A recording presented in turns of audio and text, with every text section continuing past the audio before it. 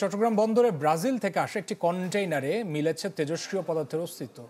তাই কন্টেইনারটি অধিকতর পরীক্ষার জন্য পরমাণু শক্তি কমিশনকে চিঠি দিয়েছে কর্তৃপক্ষ। বিশেষজ্ঞরা বলছেন, এতগুলো বন্দর ঘুরে আসার পরও কন্টেইনারটিতে তেজস্ক্রিয়তা ধরা না পড়া উদ্বেগজনক। চট্টগ্রাম বন্দরের সিপিইআর গেট এলাকায় বিশেষভাবে সংরক্ষণ করা হচ্ছে এই কন্টেইনারটি, যাতে শনাক্ত হয়েছে ৩ ধরনের তেজস্ক্রিয় পদার্থ। গেল ৩ আগস্ট ব্রাজিলের মানাউস বন্দর থেকে ৫ কন্টেইনার স্ক্র্যাপ আনে ঢাকার আল আকসা স্টিল মিল।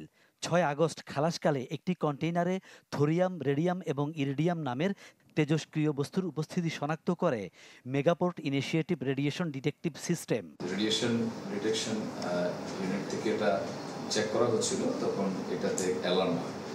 কাস্টমস সেটা আমাদেরকে জানিয়েছে যে এটা যেন একটু নিরাপদ স্থানে রাখা হয়, সেই হিসেবে আমরা একটা ডেজিগনেটেড এরিয়াতে এটা রাখা আছে। এখন অধিকতর নিশ্চিত হতে প্রয়োজন কন্টেইনারটি খুলে ডিভাইস ও যন্ত্র দিয়ে পরীক্ষা করা।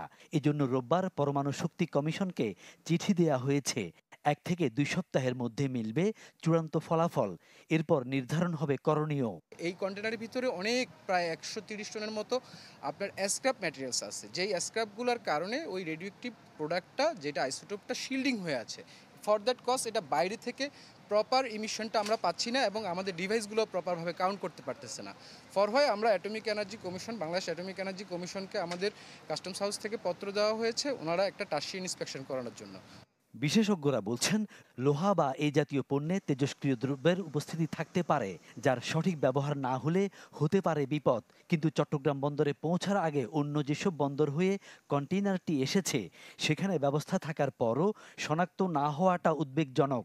এমন বাস্তবতায় পণ্যগুলো বিপজ্জনক হওয়ায় এবং সংরক্ষণ বা ধ্বংস ব্যয়বহুলের কারণে উৎস দেশে ফেরত পাঠানোই নিরাপদ। তেজস্ক্রিয় পদার্থ যে কোনো সময় এটা জনস্বাস্থ্যের জন্য ক্ষতিকারক।